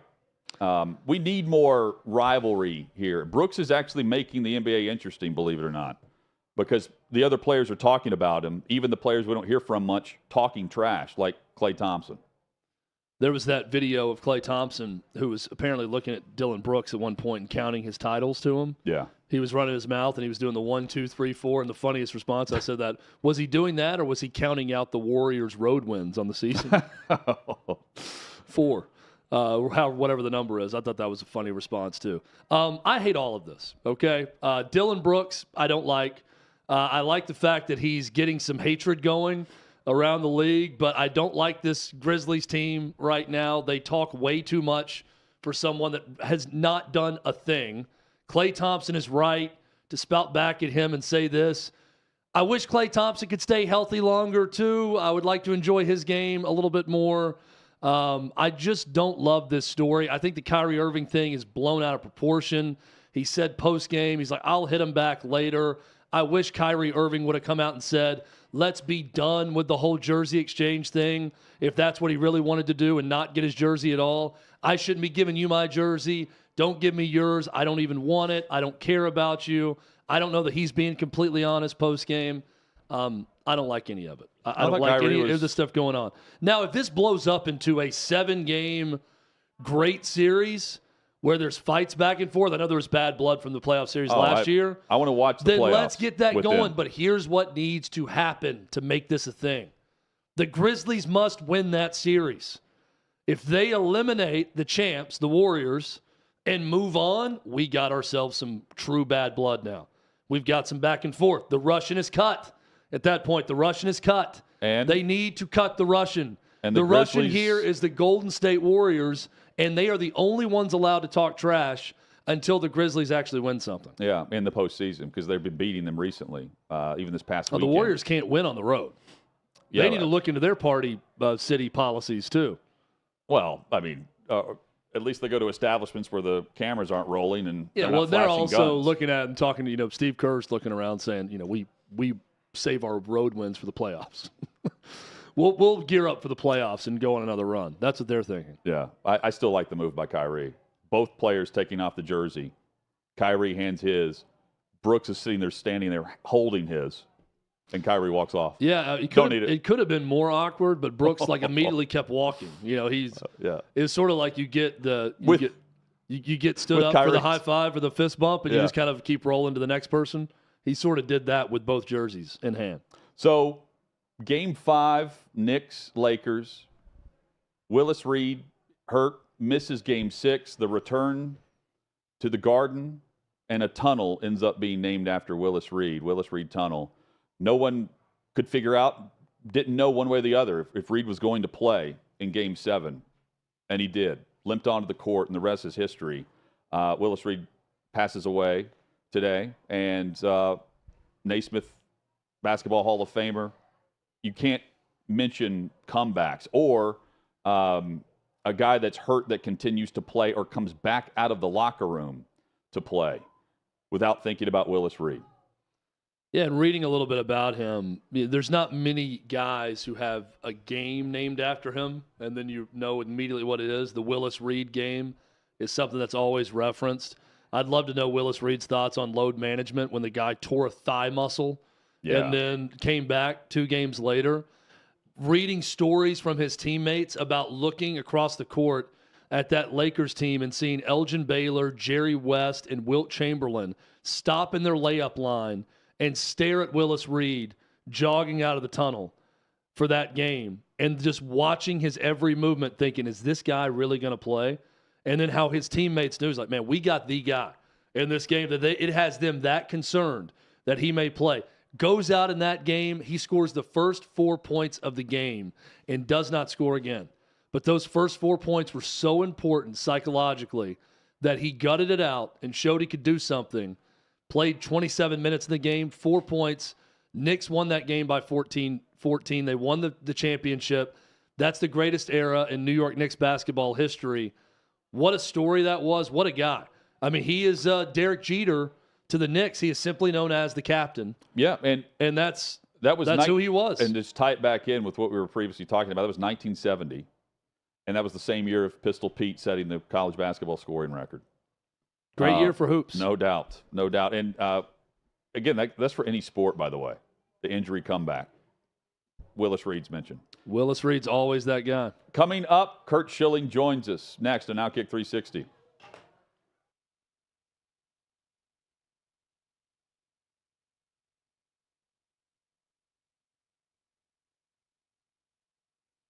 Arizona gives Corbin Carroll, 22-year-old Corbin Carroll, he of all 115 Major League plate appearances, a 8-year, $111 million deal.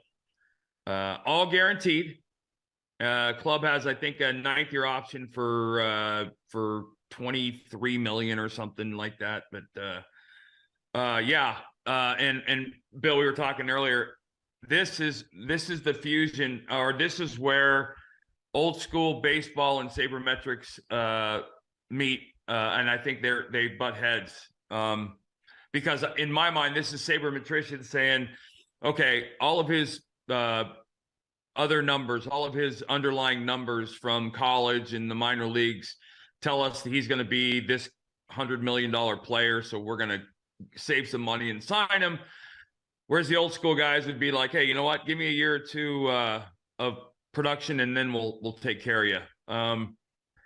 I just think that there's I mean, obviously as a player, who wouldn't love it? But as a team, no chance.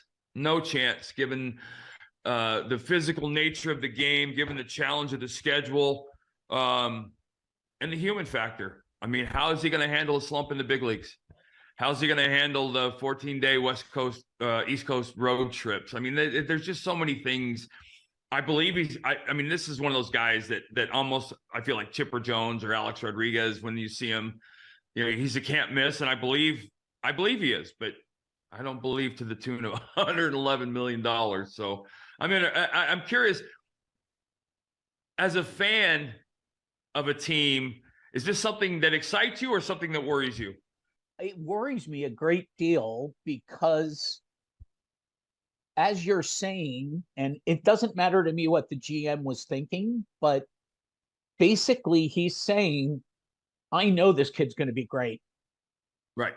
And if all of a sudden he levels off and is a 240 hitter who's stealing a couple bases and doesn't have major league power, you're stuck with $111 million over the next 8 years. Yeah.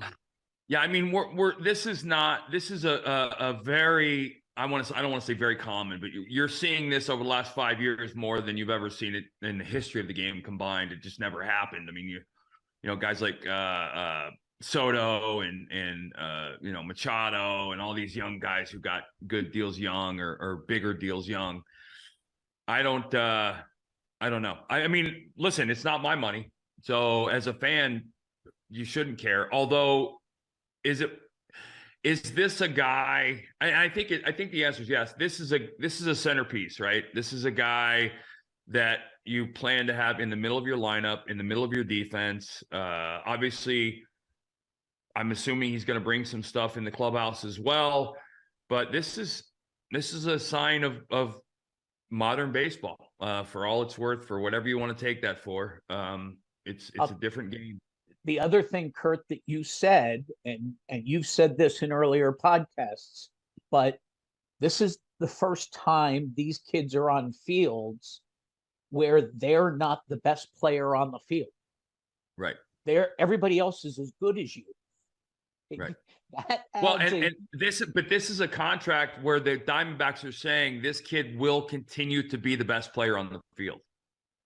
Right. And I guess if you're looking for the 5-tool guy, this is it, right? I mean, you're talking about a 25 homer, 300 hitting, 400 on base percentage, 50 steal, Gold Glove caliber, you know. And if that's the player, which, you know, God bless him if he is, if that's the player, then it turns out to be a great deal.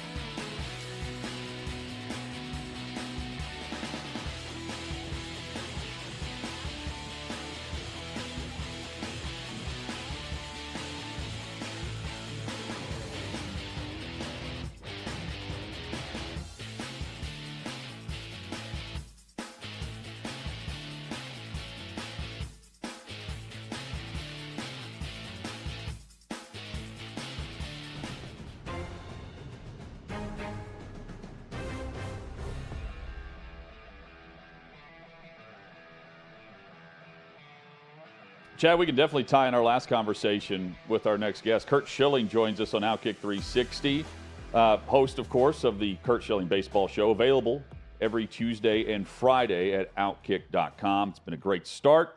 New episode up today as well. Curt, how are you, man? What's up, guys? How you doing? Good, man. Doing great. So Willis Reed, the great Willis Reed, passes away today, Curt, and we immediately started thinking about that's a guy who, when you say his name, it's synonymous with a game, the Willis Reed game, coming back from injury, playing in a Game 7 against the Lakers. And you've got a little something in common with that because you're often known and referred to as the bloody sock game with Curt Schilling against the Yankees.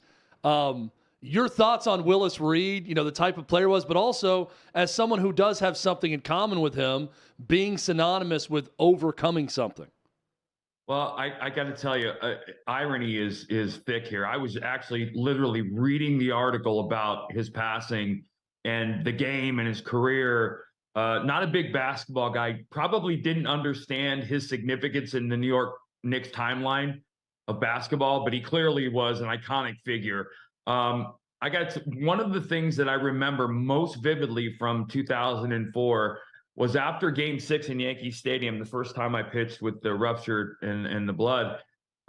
Theo Epstein, after the game, said, people are talking about Willis Reed and Curt Schilling pulling a Willis Reed, but I think this needs to be now that Willis Reed pulled a Curt Schilling. And I was like, and I didn't know the history at that time, so I obviously went back and looked at it, and I think that's one of those things sabermetricians hate, right? He went out and scored 4 points and played 27 minutes.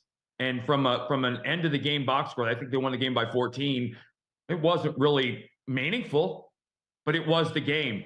If you talk to anybody there, it was the game. Frazier has the greatest game of his career. I mean, things like that do happen, and you can't measure them. And I think that's probably what, as I researched him, his career was not really measurable from his off the court numbers. I don't think we've had a chance yet to talk to you about that game or that moment, but is there anything that you've heard or read about that game or the bloody sock that you hate, that's repeated by people, or that you see that you think, man, I disagree with that? Or has the coverage been, pretty fair about it? There was the he faked it and it was catch up kind of thing, but you know what? I got the ring, so I really don't care. I know what I went through. My teammates saw it. They saw me getting the surgery in the locker room, and they know what it was. And I was on a team where I thought, in my head, anybody on that team would have done the very same thing I did if it meant getting back out on that field to win that series. I mean, had you faked it, I almost would have respected it even more, that level of mind trickery to go win the ring after that, to make sure your guys were on your side psychologically. I know you did, but that would have been incredible. The only people that are bitter about it were liberal Yankee fans. And I just show them a picture of the ring on Twitter whenever they post something about it, and then just move on. How would you have faked it, Curt? Exactly. Well, that's the thing. Anybody that says that has never actually competed at a high level in anything ever, because they don't understand the mental consumption, the level of mental effort involved in something like that. I mean, hell, most of my career after I pitched a game, I had a migraine, severe migraine, because for the mental, I think, effort that I put into everything I did. And I mean, that was, and it's funny too, because if you go back and look at the game, the camera, and obviously I didn't know this at the time, because I didn't know that it was bleeding initially until I don't believe till the 5th or 6th inning, but the camera was on me for every second for 9 innings. Like, how would I have faked that? Number one. But then a certain sports station runs a commercial that shows 3 guys playing us in the dugout, and somebody drops a catch-it packet in the guy playing my sock, which made me laugh hysterically. But yeah, the people that are bitter about it are the fans of the team that authored the biggest choke in baseball history. So I'm all right with that. Curt Schilling, our guest on OutKick 360. Check out his podcast and show, the Curt Schilling Baseball Show. It's available now at OutKick.com. Is Ohtani going to pitch for Japan in the World Baseball Classic? If they need him, yeah, absolutely. Yeah. Is he going to make the Anaheim Angels upset with this? Listen, I've been very vocal about this. since it started. I have two perspectives, and I have the luxury of being in one of the perspectives my entire career. As a player, my God, I would love this. There's nothing to not love about it. You're wearing the USA on your jersey. You're representing the flag and all that entails, and I would be all for it. As an owner, I would despise it. If you look at any team with World Series aspirations this year, there is literally not one thing that can increase my chances to win a World Series in the WBC. There are multiple things that can decrease it, but nothing can increase it. And when I'm Steve Cohen and I'm paying $360 million of payroll and it's World Series or bust or the Yankees or anything like that, as an owner, I just would not want my players in it. I would go as far as probably paying them a little more or having something in their contract that stop them from doing it, because as an owner, I can't benefit from this. I completely agree with you. I don't know any owner and why they'd want someone out there at all when you're putting that level of investment into a player, into an asset. Let me just say this, doubly for pitchers. There's no chance I would let my pitcher, none. Completely agree. But I do watch this, Curt. And, we've talked about attendance issues, especially early in the season, very late in the season for some of these clubs that don't have a chance and have a low payroll, and lack of atmosphere at some Major League Baseball games. And I watch this World Baseball Classic, and I think, boy, this is the potential of the sport. The atmosphere at some of these games and some of these nations playing and going head-to-head is incredible. It is like Southern college football level atmosphere for some of these baseball games. Well, what do you think about it? To be clear, I think outside of the United States, this is multiple countries' World Series. Yeah. I don't doubt that for a second. When you look, listen, I played winter ball around in South America and in the Caribbean islands and stuff. Baseball is life there, far more than it is here. The Dominican and Venezuelan game, Mexico, all those games, those were probably some of the most watched broadcasts in the history of television in those countries, because that is their World Series. That is everything to them. And Japan, I think there's always been Japan being the in many ways wanting to be on the world stage as having some of the best athletes and players in the world. I think Ohtani is helping that a lot. I think in other markets it's a phenomenal thing. But like I said, there's multiple perspectives, and I think you have two different kinds of fans. I've noticed the one who's all in because the games have been great. There have been some phenomenal stories. I mean, how many guys in the Czech Republic would you have ever heard of playing baseball without this? I love stories like that. I love the story of a team signing a guy who comes in and pitches in relief for an inning. A 19-year-old kid who was probably a carpenter or a plumber before the series. I love those things. But like I said, there's two fans. The fan who's a fan of a team that wants to win the World Series that doesn't care about the WBC. And then there's a baseball fan who's watched every inning in this thing and has been in, it's been nirvana for them. What are you thinking when Edwin Diaz hurts himself celebrating after a strikeout at the end of a game? And here's the thing: were you ever close to an injury like that, celebrating at any time? No, the only time I ever got close to that was in a bench clearing brawl. But it's just like the Jose Altuve broken finger or broken thumb. He's going to miss half the season or at least 2 months. And everybody says, well, that could have happened in spring training. It didn't. It didn't happen in spring training. It happened in the WBC, and that makes it different. It's just different. And he wouldn't have been celebrating a spring training win also. So it wouldn't have, to your point, it would not have happened in spring training, that injury specifically. Right, and here's the thing. There are a lot of guys getting hurt in spring training that aren't in the WBC. But a lot of those guys aren't 40-man roster, top of the order for a World Series contending team, which literally almost every player for the USA team is. And so any injuries are going to be catastrophic. And, as a Mets fan, you probably have to feel a little bit cursed right now. You think guys will have this in contracts moving forward? As an owner, I absolutely would. I'm sure the players will give pushback and the players association will give pushback. But, what's the value to you as an owner? I mean, are you going to lose? There's two sides of this. Are you going to lose a $40 million player for a season over the WBC? Or are you going to pay him an extra $5 million, $10 million to not play in the WBC, because a World Series championship for an organization is $1 billion prize, probably bigger for some teams. But on the flip side, if you think about this, I wonder if this won't have a really good impact if they come back healthy on the Angels clubhouse, because you've got two guys who have been on a losing team every year, and they're around a very, very winning culture in their clubhouses. And I think that getting exposed to that is probably going to be a good thing for Mike Trout and for Ohtani. Curt Schilling with us. So the players in spring training have been complaining about the new rules and what we're going to see this season. And they're about to tweak some of the rules prior to opening day. I believe, correct me if I'm wrong, based on feedback from the players, is this a good thing or is this going to be mass confusion? Well, let me ask you guys this. I wanted to ask this right off the bat. The WBC has not been using the new rules. Have you heard anyone complain about a 3-hour game? No, I haven't heard anything about the timing. Some. I've heard the only timing I've heard is the spring training games are down significantly. Yep, but you haven't heard anybody watching the WBC complain about the length of the game. So yeah, they're going to tweak it. It'll continue to get adjusted because you're going to have organizations, you're going to have managers. Watch the Mets. Watch how Buck Showalter, because this is just right up his alley.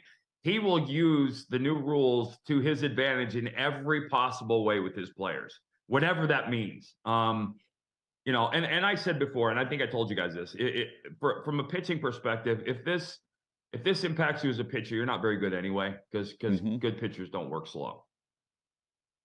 And I mean, what we've seen, I believe, is the Major League Baseball responding to the networks, right, and not the players. Now, in this, I don't think they're doing some massive rule change right now, but I do wonder about when they start the clock, how long all that, maybe the mannerisms and the mechanics of it change just a bit. Curt, I don't know how much time you've even spent thinking about this, but with all these regional sports networks now filing for bankruptcy, and this is the home for so many Major League Baseball teams' games throughout the year, what do you think about the landscape of media rights in baseball and where this thing maybe could go or should go next?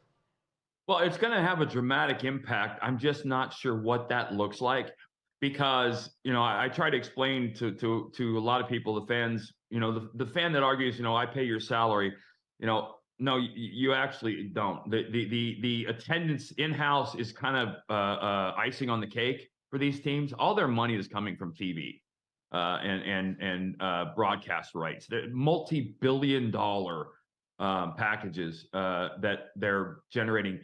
I could see Major League Baseball in a sense, because let's be clear, the landscape for entertainment has changed in ways no one imagined 10 years ago. There's only one true television worthy event anymore, and that's live sports. Everything else I can watch when I want, where I want, and how I want. But I can't do that with live sports. So you look at the NFL and you look at the length of the Major League Baseball schedule. I can see baseball bringing the broadcast back into itself and owning it and being the purveyors of local broadcasting and monetizing it that way.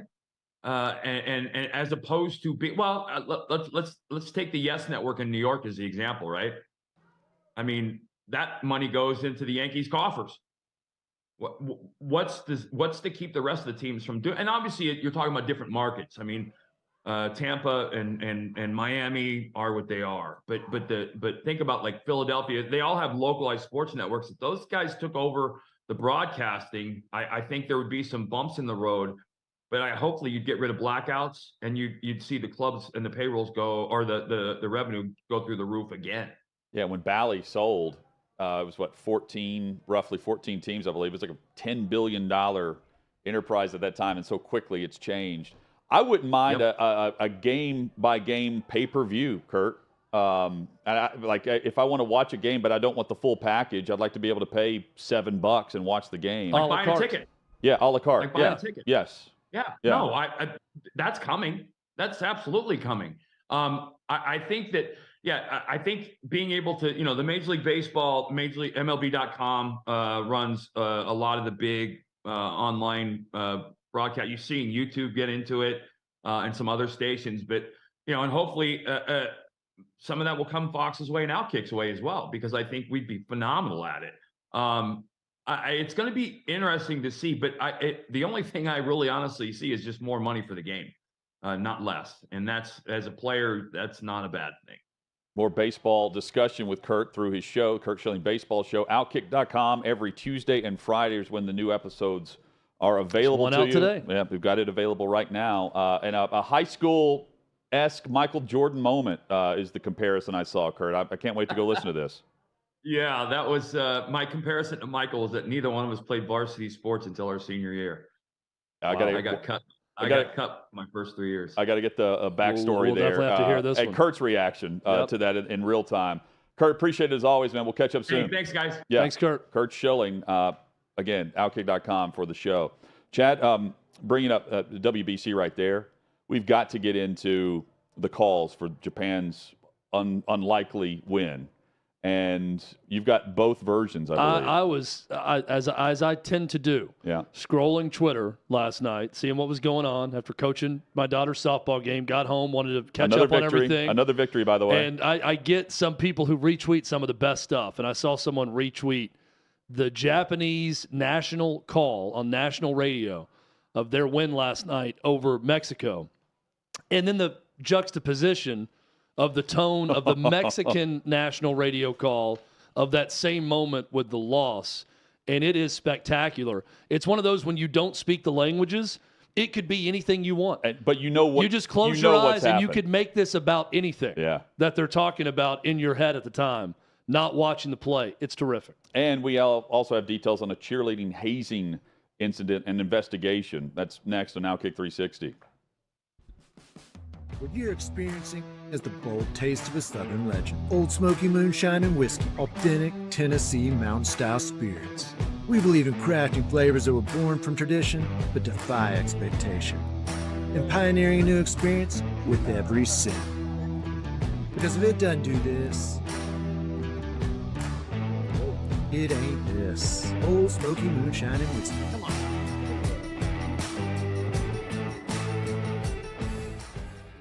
Welcome into OutKick the show. I am Clay Travis, your fearless leader. I am going to continue to argue that sports is one of the great unifying forces in all of American life. ESPN is a sinking ship. Democrats are now the party of the white, woke college graduate. So the higher that number can be, the better you are with the committee. It's really that simple. You gotta lean into the turns. You really gotta lean into the turns. He's got incredible taste in which media figures he listens to. Very difficult to go back-to-back years in the NFL with the #1 overall pick. I've been out of LA long enough to have forgotten that libs, no matter how ridiculous the scenario, are gonna live. Another week of inflation, another week with Biden with COVID, and another set of losers to crown. People don't watch the WNBA on TV, in person, on a plane, on a train, on a bus, or on purpose. The scary thing, Tommy, is in the history of this government, I've never seen them give anything back that they've taken. Oh no, they never do. And they won't. Why are we going through Melania's goods? Don't make Brittany Griner out to be some type freedom fighter. Shouldn't there be a little bit of common sense? Let's roll them, big boy. What do you got? They want to find someone to be the face of domestic terrorism, and they want it to be a right-wing Trump supporter. Don't let them entrap you into doing something dumb. But they were hyper-rational. They looked at the data, and they said it makes no sense for me to submit to this COVID shot mandate. Get the shot or you can't go to your brother's wedding. Get the shot or you can't go to your daughter's graduation. Get the shot or else.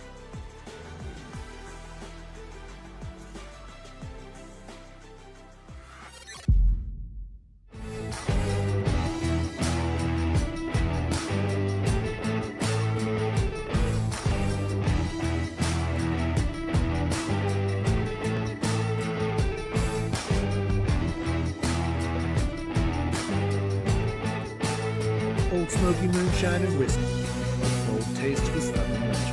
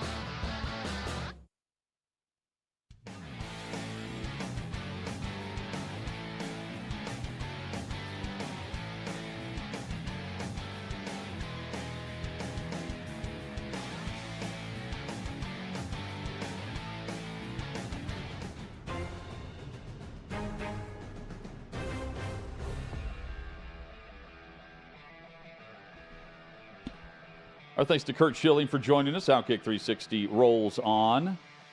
Chad, you mentioned with Curt the World Baseball Classic was the discussion, and then right after we were discussing Japan and the unlikely drama of this game against Mexico, where was it the fifth inning where the incredible catch and deep left? Azarenka? Yeah, I mean, amazing catch over the wall for Mexico. That's overshadowed, though, by the walk-off and how Japan ends up winning to advance to the championship. And we have different versions of the play-by-play call. You'll hear Japan first on the winning end, followed by Mexico on the losing end as Ohtani scores.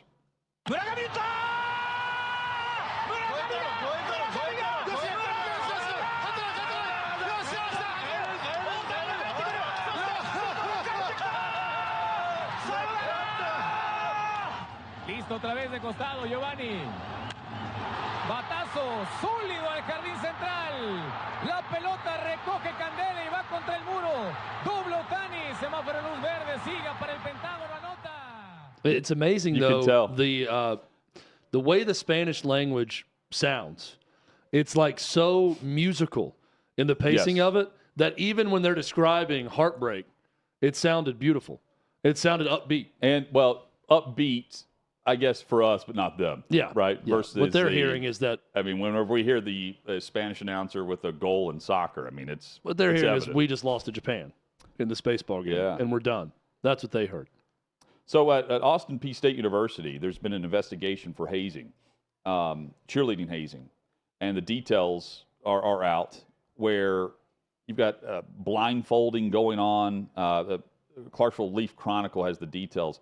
Standing in a corner on one leg, given the keys of the van to buy alcohol, which is a part of this too. But the investigation turns up some weird things. When's the last time you heard of a hazing story in sports? I had to it's been 5, 7, maybe what was a decade. Was it the Dolphins offensive? Who was the guy that? Yeah, the offensive lineman. Offensive lineman for the Dolphins. I remember that story. I'm blanking on the guy's name now. That was probably 10 years ago, maybe more than that. Yeah.